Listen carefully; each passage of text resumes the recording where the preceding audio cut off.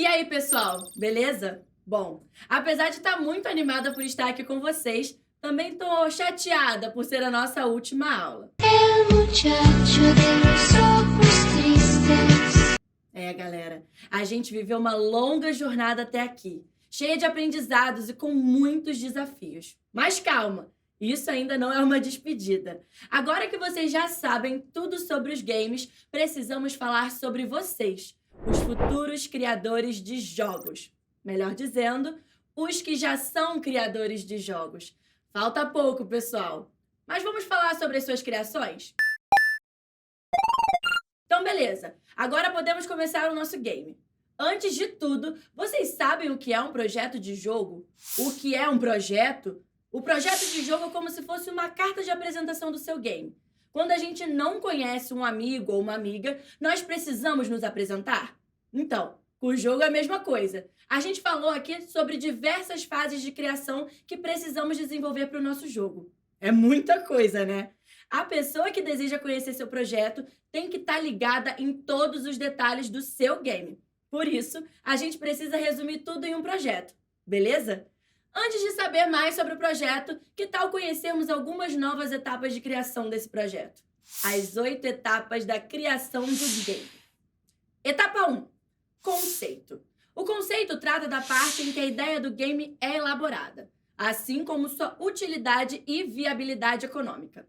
Para essa etapa, é necessário fazer um documento de até 5 páginas, que precisam ter os seguintes elementos: a premissa do jogo, os diferenciais no que seu game é inovador, os requisitos de hardware, a plataforma-alvo, o público-alvo, classificação etária, o gênero, licenças ou autorizações, análise de competitividade, os objetivos do jogo e a perspectiva de retorno financeiro. Após o fim dessa etapa, a escrita do projeto começa. Mas calma, que ainda tem mais coisa. Etapa 2, pré-produção ou planejamento. Nessa fase é preciso detalhar o jogo, o estilo de arte, o plano de produção, o level design e as mecânicas do jogo. Como essa parte vem antes da produção, é preciso pensar na estrutura do jogo e nos seguintes aspectos: a interface do game, as habilidades e os itens que os personagens trazem consigo, o universo do jogo e o motor, também chamado de engine, que será utilizado na produção. Etapa 3, protótipo. O protótipo pode ser feito em qualquer suporte, seja ele digital ou no papel, desde que apresente a ideia e as mecânicas do jogo. Nessa etapa, o mais importante é que se tenha um feedback do projeto, ou seja, uma opinião sobre o trabalho e que vai ajudar na melhora do protótipo. Esse feedback pode ser dado pela própria equipe ou por pessoas interessadas no jogo. Etapa 4, produção. Durante essa fase, apesar do design já estar pronto, ainda é preciso fazer alguns ajustes, como a melhora da mecânica e a revisão de alguns elementos. É aqui que os artistas produzem os mapas e os personagens, enquanto os programadores trabalham nos códigos das interfaces e adicionam a IA, a inteligência artificial. Etapa 5, alfa. Nessa etapa, o game precisa ser jogável do começo ao fim. Dessa forma, a equipe avalia o funcionamento do jogo e busca por defeitos e aspectos a serem melhorados. A interface básica, a arte, o áudio e recursos de multiplayer já devem estar concluídos nessa parte. Etapa 6, beta. O foco desse estágio é a correção de problemas com os testadores online.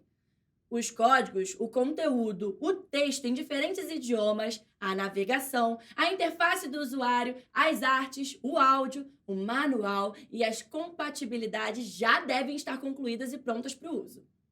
Etapa 7. Ouro. Essa fase corresponde ao envio do game para sua fabricação e distribuição, seja por mídia física ou digital. Etapa 8. Pós-produção. Após a distribuição, os bugs e pequenos problemas são corrigidos. Novas atualizações e extensões começam a serem lançadas também. Nesse estágio, o objetivo é dar uma longa vida ao jogo. E como eu me organizo para dar conta disso tudo?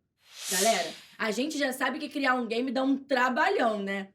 Um jogo tem muitos detalhes para serem desenvolvidos. É por isso, pessoal, que a gente precisa dar muita importância ao projeto. É ele que vai contar para as pessoas sobre o que o seu jogo é. Então, a gente agora vai ver algumas dicas para criar esse projeto, beleza? O que não pode faltar no meu projeto? É importante focar na capa que o jogo trará, ou seja, fique atento à forma que você irá apresentar o seu projeto. Você pode criar um site para o seu jogo que explique do que ele se trata, com uma parte visual que tem a ver com o game, por exemplo. Tenha boas referências. Para você criar um jogo, você precisa conhecer jogos que se pareçam com aquilo que você pretende criar. Por exemplo, se o seu desejo é fazer um game que tenha um apocalipse como contexto, uma boa referência seria o jogo The Last of Us. Escreva a explicação do seu game em apenas um parágrafo curto. Essa técnica ajuda você a visualizar o objetivo do seu jogo. Tente pensar em como deixar o seu jogo divertido. E aqui, diversão se trata de engajar o jogador. Pense que a principal meta do seu jogo é entreter a pessoa que irá passar horas vivendo aquele universo. Reflita e escolha bem o seu público-alvo. Lembre-se, público-alvo não diz respeito apenas à faixa etária, mas também o estilo de vida do jogador, a personalidade e o gosto do jogador que irá fazer com que ele jogue seu game. Construa uma apresentação visual para o seu projeto como um PowerPoint, mas não coloque muito texto em um único slide, ok? Isso pode cansar a pessoa interessada. Ao colocar as explicações, pense em como você pode escrever de uma maneira resumida e espalhar as informações ao longo da apresentação. Além disso, pense numa apresentação em que a arte tem a ver com o jogo que deseja criar. E para finalizar, estude bastante o seu game, para que na hora da apresentação você saiba explicar tudo direitinho e também possa tirar as dúvidas de quem está te assistindo. Galera, nós já estamos na nossa última aula e até aqui vimos muita coisa. É tanto conteúdo, é tanta informação que às vezes pode ficar difícil saber por onde começar. O que vocês precisam saber é que o processo criativo não vem do nada. As suas ideias vão vir de uma série de experiências que vocês terão ao longo da vida. Por isso, é importante lembrar para vocês para não ficarem desesperados ou ansiosos caso não consigam criar um jogo de primeira. É um processo que leva tempo, ok? As aulas que vocês tiveram são para a sua formação, então vocês têm conhecimento de sobra. Mas a gente sabe que muitas vezes a criação de um jogo vai ser mais complicada do que fácil. Afinal, é normal que as dificuldades apareçam. Por isso, galera, eu tenho uma dica que vocês podem gostar bastante. Sabiam que quando vocês estão com dificuldade para criar o seu game, uma das melhores coisas que vocês podem fazer é dar uma pausa e ir jogar? É verdade! Essa é uma boa forma de voltar a criar, porque enquanto vocês jogam, vão também praticando. Inclusive, pessoal, eu vou logo avisando que depois desse curso, vocês não vão ver mais os jogos da mesma forma. Podem ter certeza de que quando estiverem jogando um jogo, vocês vão notar tudo que aprenderam aqui dentro do universo daquele jogo. Chega a deixar a gente maluco.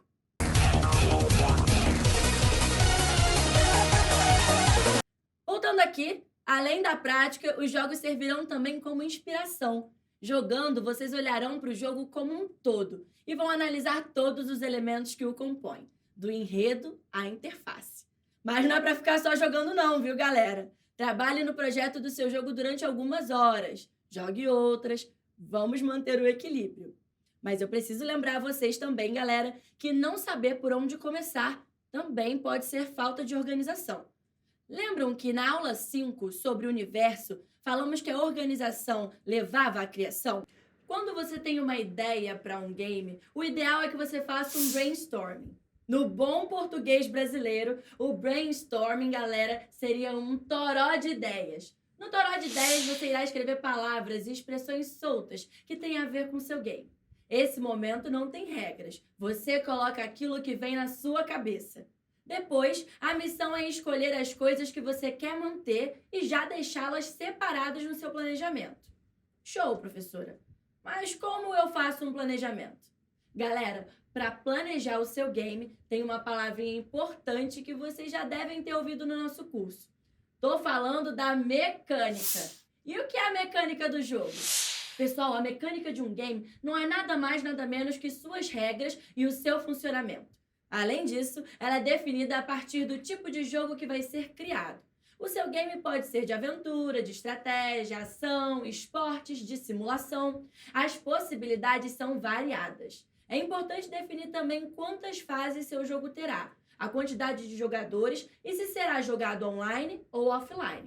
Uma boa narrativa é essencial para o jogo. É ela que vai atrair a atenção do jogador e deixá-lo preso no seu game. Para criar uma história atraente, é necessário pensar nos seguintes elementos: o protagonista e o antagonista da história. Lembrando que o protagonista seria o nosso herói ou heroína, enquanto o antagonista seria aquele que deseja derrotar o protagonista. Pode ser um só ou um grupo que possui grande poder. Os personagens secundários, geralmente aliados do protagonista. O universo e seus cenários, definição de tempo, em que período se passa, caso seja um universo novo, em que tempo de sua história o jogo está localizado. Galera, vale lembrar que caso vocês estejam começando, optem por criar narrativas e jogos simples, beleza? Começando a criar games menores, vocês vão colocar em prática seus conhecimentos e, com o tempo, vão aprimorando suas criações. Um outro aspecto que é importante de ser definido é o da linguagem, junto com as tecnologias que serão usadas. Em relação à tecnologia, pense se seu jogo será em 2D ou em 3D. Vamos entender isso melhor? O 2D, pessoal, é criado a partir de duas dimensões, a largura e o comprimento. Já o 3D é baseado na largura, no comprimento e na profundidade. Essa terceira característica dá a sensação do universo do game ser mais real. Vejam os exemplos das imagens, galera. Qual desses Marios parece ser mais realista para vocês? Eu concordo também que sejam os da direita. Dá uma diferença danada, né? Por isso que precisamos definir com quais dimensões iremos trabalhar. Também precisamos decidir para qual plataforma esse jogo será feito. Será que vai ser um jogo de celular, de computador ou de console? Essa decisão está ligada à mecânica do jogo, que falamos agora há pouco. Isso acontece porque um jogo desenvolvido para o console, por exemplo, não funciona tão bem em um celular. Já a linguagem tem a ver com a programação do jogo. Quem a domina pode explorar diversos aspectos criativos do desenvolvimento, mas isso não impede aqueles que têm menos conhecimento dessa área de desenvolver os seus próprios games. Então, galera, em relação à programação, a melhor saída é aprofundar seus conhecimentos, ou até mesmo ter um profissional trabalhando contigo. Mas daqui a pouquinho a gente entra em mais detalhes sobre essa parte, beleza? Agora nós vamos lembrar do protótipo. Em relação ao desenvolvimento do jogo, o protótipo seria uma versão mais simplificada dele. É através dele que você irá testar as funcionalidades do game, com o intuito de saber se ele está pronto para a próxima etapa. É no desenvolvimento do protótipo que as engines são usadas justamente nessa fase de planejamento. Dentre as engines mais conhecidas, há duas que vocês podem usar. São elas: RPG Maker, é indicada para o protótipo de jogos de RPG. Game Maker, outra engine indicada, já que também é uma ferramenta fácil de ser usada, principalmente porque permite o desenvolvimento de jogos sem necessitar de muitos conhecimentos de programação. É adequada para jogos 2D por ter muitas possibilidades, além de estar mais disponível numa versão gratuita. Pessoal, ter conhecimento em design é muito importante também, ok? É preciso pensar como um designer. Assim, como mostra a imagem, vocês precisam pensar em quem vocês querem que jogue seu game e como eles se sintam ao jogá-lo.